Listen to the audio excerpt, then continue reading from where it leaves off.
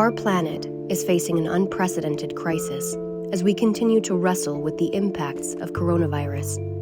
With its unparalleled technical and scientific expertise, NASA has joined the fight against the pandemic. On April 1st, NASA launched an agency-wide call for ideas for how we could leverage our unmatched capabilities to help the nation during this trying time. From oxygen hoods to ventilators, NASA engineers and scientists have developed concepts and worked with partners to quickly respond to the worldwide pandemic. Hello everyone, I'm Marina Jurica with NASA's Jet Propulsion Laboratory, and welcome to another virtual episode of NASA Science Live. Today we are taking you across the country to hear from NASA experts who are working tirelessly to respond to the global COVID-19 pandemic. From supercomputing efforts and oxygen helmets being developed in California to sanitizing technologies developed in Ohio, here are some of the ways NASA has contributed to help combat this global health crisis.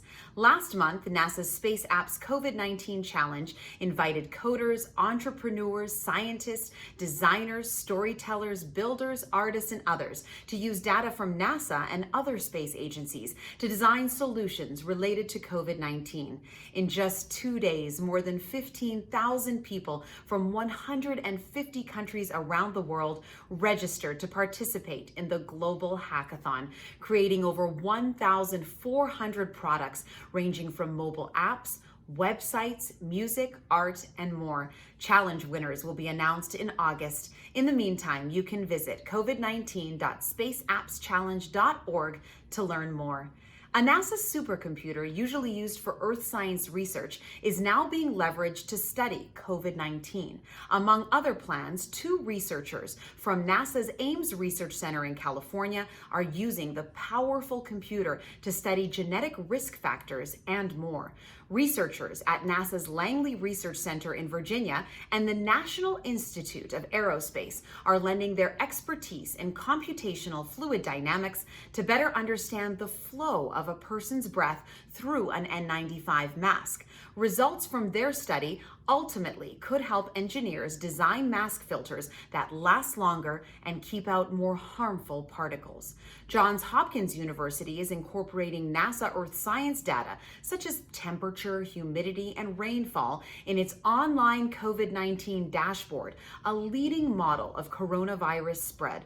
While it's too soon to draw any connections between environmental factors and the spread of COVID-19, researchers say that pulling in the full arsenal of NASA Earth observations could help us learn more about this disease. For regular updates on efforts around the agency, visit nasa.gov/coronavirus. While some members of the NASA family have directed their efforts to help combat the COVID-19 pandemic, others continue to work on NASA missions. But like many others around the world, they're doing it from their homes.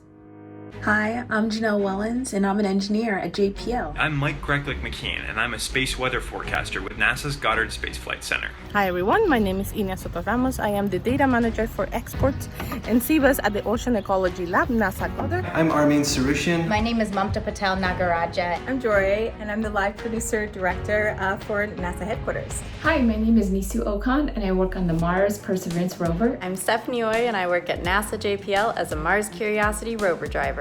Look, you can even see a small eruption that's going on as we speak. And I couldn't get away without mentioning my furry pal, Luna. Across the house is my coworker who's busy playing toys most of the days. So this is my desk setup. I am in my loft working on a yard sale table. I am monitoring the social media accounts for the Nancy Grace Roman Space Telescope while also making some edits to some possible social pieces. I would like to give you a quick tour of virtual exhibit. Here we are at the lobby of American Astronomical Society. In the kitchen is my second coworker who's busy on a Zoom meeting. At JPL, I work on the autonomy for multi-agent systems, like these small-scale rovers called puffers right here, which work together as a team to explore the moon and other places. Normally we would be at JPL testing out in the Mars yard, but these days we're testing right here in my backyard. We can do all of our robotic test planning from right here in my kitchen with some fun decorations. And you can see while I'm working from home, I do have some new co-workers. There's lots of dancing, lots of laughter, sometimes crying, theirs and mine. But we're getting through these times. Hi. To do operations remotely, we wear 2 headsets. On one ear, we talk to the other rover planners, and on the other ear is the rest of the uplink team. Ellie seems to like my new look. The pre-planning was done from right here. And this is my home office. It's also my personal creative space as evidence. It's one of my paintings. I'm gonna keep my voice down a little bit because my other coworker is on a telecon. Working from home is definitely different, but at least I get to enjoy small perks like getting to wear my gaming headset each day.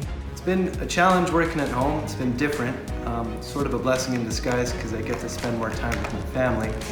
But I have more duties at home as a father since we don't have daycare anymore. So it's a little bit more challenging to do my work, but it's all fun spending time with this little guy. I am outside enjoying the nice weather with my new co-worker who is cleaning a little bit. And while I work with some data for CBUS, here's some of the data I'm working right now. I'm making sure the data is clean and ready to be archived. I do long for the day for when we can return to normal, but for now we're persevering through this pandemic and working hard to ensure the success of our launch. But that's it. So I'm looking forward to working with everyone in person again soon. We've all had to adapt to our workspaces at home, and I had to make a TV studio on top of my china cabinet, as you can see here. And my son loves to bring the dinosaurs into the living room to make sure that we are all having the best time we possibly can, all under one roof. And today we're joined by an engineer who has been working with several partners to build a medical device to help coronavirus patients with their early symptoms. We're here today doing some of the assembly of the oxygen pressure hoods. We've got a whole bunch of tables set up, spaced apart, a collaboration between TSC and NASA employees coming together and assembling these in sort of like a production line setup. You can see at each different station there's something else kind of going on. We are looking in the end to produce about 500 hoods. And so far things are going pretty well. You can see we have a hood here, it's about halfway done.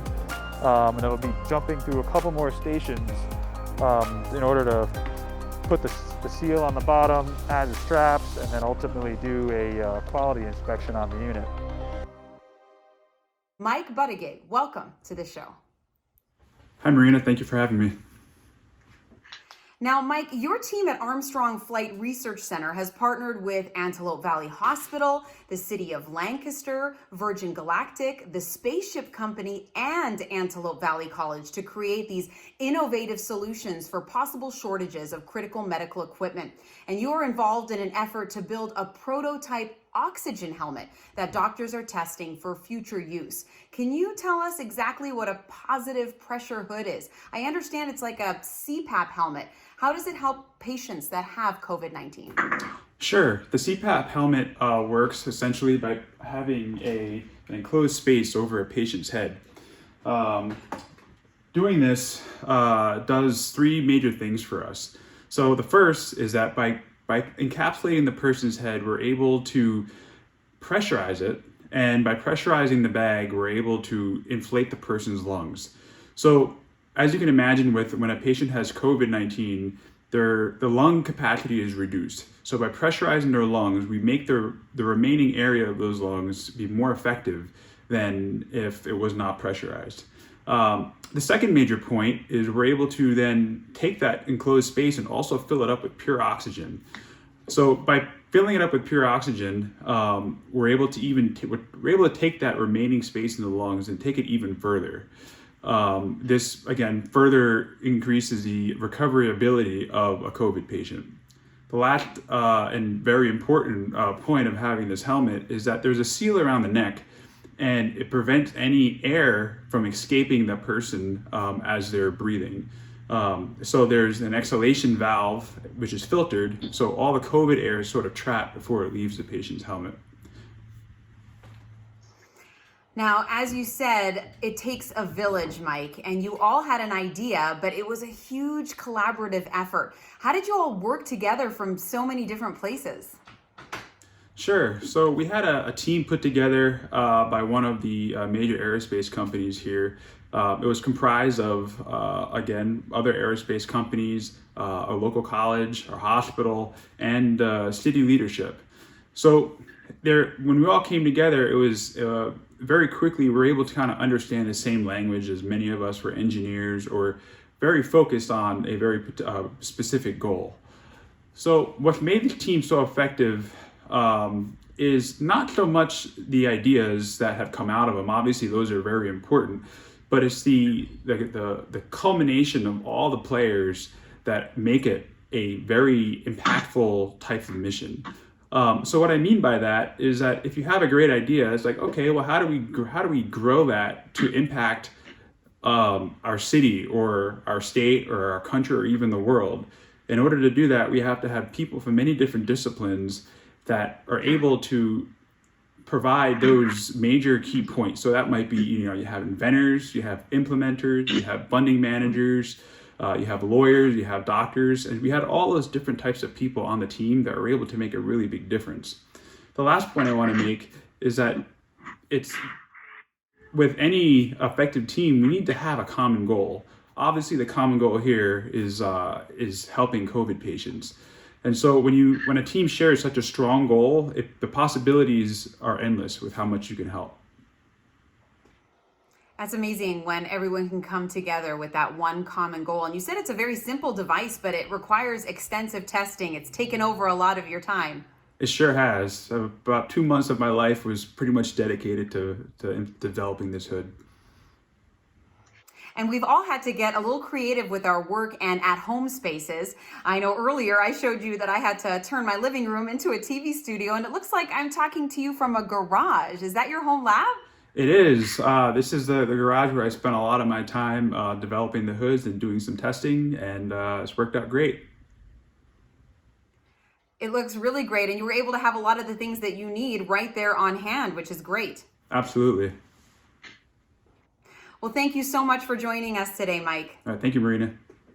NASA employees met the need with the speed of response, and the Aerospace Valley Task Force stepped up to the plate with not only these oxygen hoods, they've worked on protective enclosures, safe oxygen distribution systems, and 3D printing for mass production of low-cost medical needs, just to name a few, as they continue to move forward in this effort.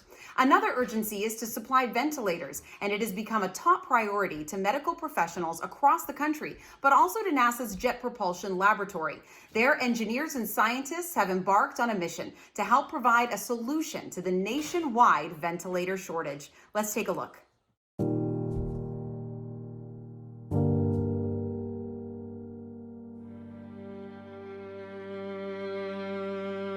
We are designing an easy and rapidly mass manufacturable ventilator device, and it is a crazy project. This crisis is unprecedented in our lives and requires precedented action.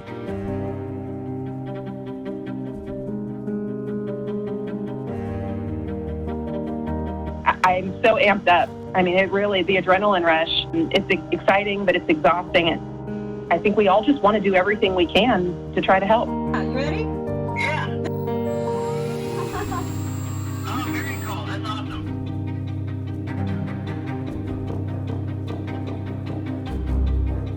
I would say the biggest personal challenges that I have myself is I don't have time to sleep.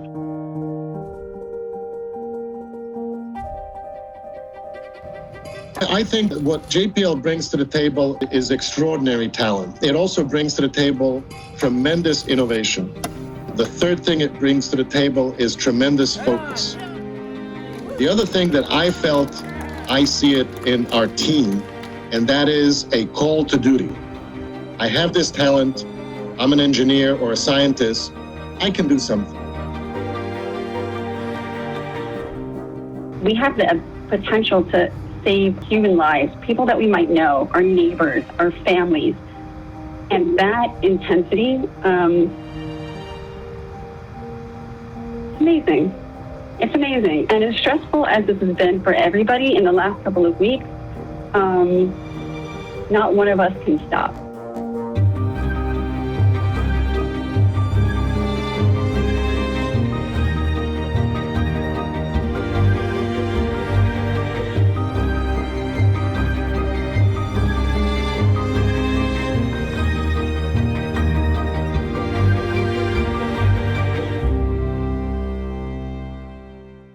Teams at JPL have created additional products such as respirators and even an infrared pendant to warn you not to touch your face, and have made those open source on GitHub for the community to build and refine.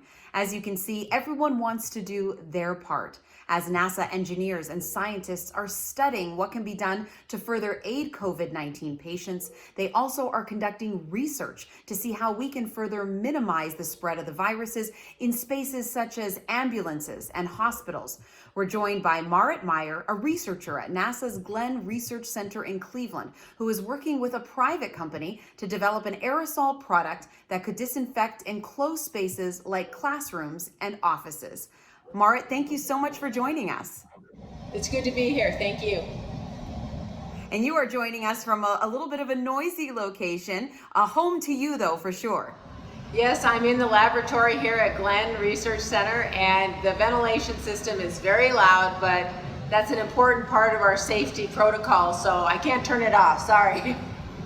Oh, no problem at all. Now, you're an aerosol expert. It's pretty fascinating. Can you explain a little bit about what that means and why it's come into the limelight during this fight against COVID-19? I always tell people that aerosols are tiny particles in air, and most people have usually associated the word aerosol with deodorant or hairspray. So I've been educating people, but now that we have a pandemic and people are becoming aware of droplets coming out of their mouth when they breathe, when they talk, then everyone has a heightened awareness, and people are beginning to know what the word aerosol really means. And everyone in the aerosol community is stepping up to educate the world about what we know. And Marit, it's all about education. That's so important so we understand. Now, you are working on a disinfectant fogger. Your work with the Life Support Systems program addresses the air quality in really tight quarters like the International Space Station. How do you think that research there will help you when you develop this particular fogger? So when I started looking into the air quality on the space station, I started by doing an inventory of what I believed were the pollutant particles that were floating around up there for the astronauts to breathe. And I did an inventory which started with a table from the space shuttle era, and they had listed cough and sneeze droplets.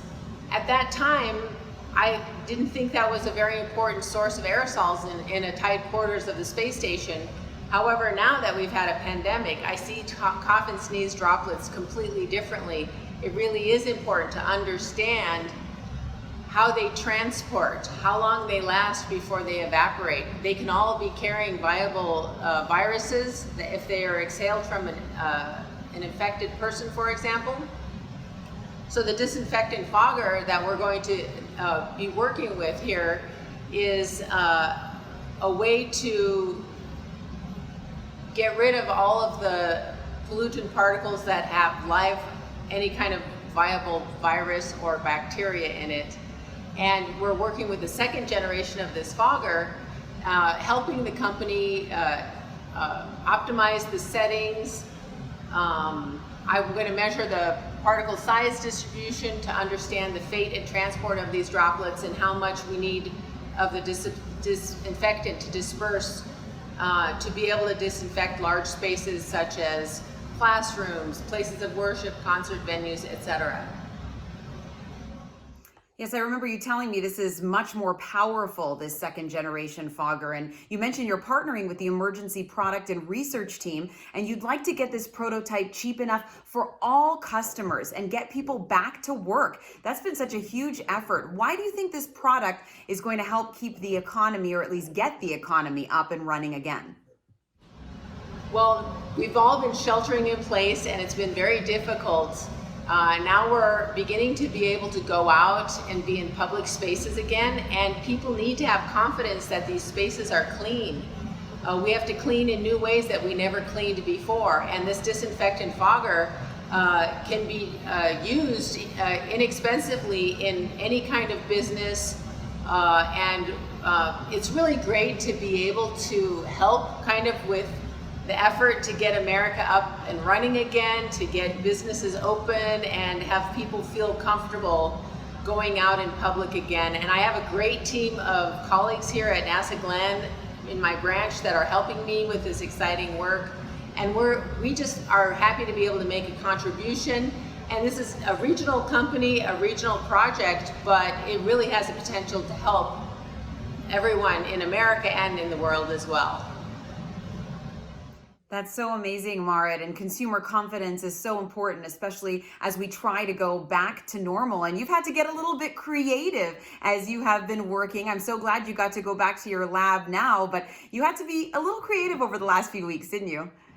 Yes, I did. And when we first got the disinfectant fogger from the company, we had to meet in a pavilion in my neighborhood park, and my team was there, and our contact gave us a demonstration and explained the whole system out in the pavilion while it was raining cats and dogs around us. So that was like a kind of a makeshift arrangement, but at the time we had to get this communication done, and being out in the open, it's great because we had a lot of fresh air to disperse our exhaled aerosols.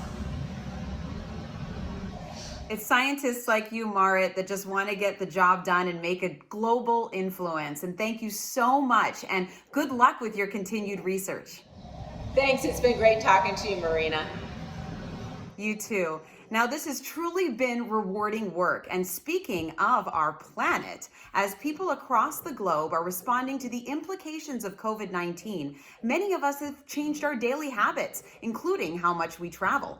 These changes are having an impact on our planet, and NASA scientists are monitoring our globe's response to these unusual times. I'm joined with Barry Leffer, a NASA air quality scientist, to get some perspective on what recent Earth data is telling us. Thank you so much for joining us today, Barry. Thank you. It's my pleasure to talk to you today. Now, Barry, tell us more about the changes that we're seeing across the planet in the recent months since these stay-at-home efforts have been in place. It's very unusual. So have there been any changes in the Earth's atmosphere or, say, the Earth's air quality? Yes, there have. We've done this unintended global experiment by reducing the transportation, that's automobiles and aircraft, these stay-at-home orders. And NASA satellites are sampling day and night around the world. And so even though our activity has been decreased, the ability to observe these changes hasn't. And we've seen dramatic reductions in the pollutants being emitted from these activities initially in China and Italy, and then as these stay-at-home orders spread to other countries in the United States, and most recently in South America. And these have been really trying times, but you're learning so much about it. And as folks continue to stay at home and you continue to decipher through more and more of this data in the coming months, what have you learned from where we've seen so far, and how are we going to use this material to move forward into the future? Yeah, we're trying to make the best of this bad situation. So we're taking these lemons and making lemonade out of it.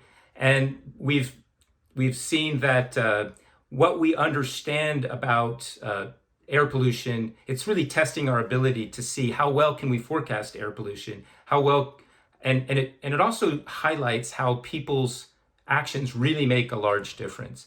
Just by by thinking about taking a trip, do you really need to take that trip? I learned that I don't have to go to work every day, that I can do a lot of the stuff that I normally do just from home, and in the process, polluting less. And so, and all these advantages, all these things that we do that emit less air pollution also emit a less CO2. And so there's a climate benefit as well. It's fascinating to see this direct correlation, and what I think is so key is the education. And NASA and its partners are putting together this incredible dashboard in a browser so everyone can see the environmental impacts of staying at home. And how do you think that this will help educate people about their personal environmental footprint? Yeah, this is really a unique opportunity. We can harness all the capabilities of our international partners working together. The different space agencies measure different things, and by putting this joint dashboard together, our hope is people will be able to see how the things they do every day do make a difference. It's easy to be overwhelmed by these really large environmental problems, but it turns out your day-to-day activities really do matter. And it's not just driving in your car or taking air travel, but also where you get your electricity from. And so this unintended experiment has helped us understand how important our daily decisions are, and how we can make a difference and improve the planet. And Barry, what a lot of people don't understand is that air pollution can have a drastic effect on people worldwide. You're right. More than 7 million people die every year from air pollution-related illnesses, and the millions more have reactions to air pollution, such as asthma. And so those people are seeing, those people that are sensitive to air pollution are noticing that they're breathing easier. And it's great that some cities now have started to block off some of their streets to traffic, and having more opportunities for biking and other forms of walking through their urban neighborhoods, ways they hadn't been able to do until now. Oh, I know. My colleagues and I have said that as well. Just walking around our neighborhood, we get to see so many beautiful things that we wouldn't have had a chance to otherwise. So like you said, making lemons out into lemonade. So Barry, thank you so much for joining us today. Thank you. It's my pleasure. Humans are connected through Earth's vivid blue oceans, lush green lands, and the human experiences we share together on our planet. However, we are now connected by a greater commonality, the shared goal to fight coronavirus. Here at NASA, we reach for new heights and reveal the unknown for the benefit of humankind. We are all in this together. We asked some of our NASA family to share a few words about what inspired them to work on these projects. Hi everyone. My name is Sarah Hemmings. My name is Yvonne Ivy. My name is Piyush Mehrotra. My name is Afshin Beheshti. My name is Michelle Easter. My name is Shobana Gupta. This pandemic has affected each and every one of us in unique and challenging ways. I am very inspired to see people from different backgrounds coming together and sharing their ideas, creativity, and talents to find solutions together. Because I believe that mass collaboration can solve some of the most pressing issues we face on Earth. We can actually do something as scientists, and globally everyone can come together to solve this problem as quickly as possible. And it's a great feeling to be part of something that could potentially expedite and help find a cure quicker than possible individually. It's been an incredible experience to work with these scientists and content developers across all of the agencies, and I'm extremely excited for others to see how science can really expand our understanding of this global pandemic. I'm very pleased and excited because I personally, along with the staff in my division, could play a role and have an impact in understanding the disease and possibly controlling the pandemic. It's been an incredibly inspiring experience, and probably the most impactful thing that I've gotten out of it is just a feeling of empowerment about what we can do when we team together and we use our technical mindsets during an otherwise powerless situation. We can really empower ourselves and each other. It's been incredible. Thank you for letting me be a part of it. For more information on how NASA will continue its efforts, please visit nasa.gov/coronavirus. Again, thank you so much for joining us here today on NASA Science Live. Be well and be safe.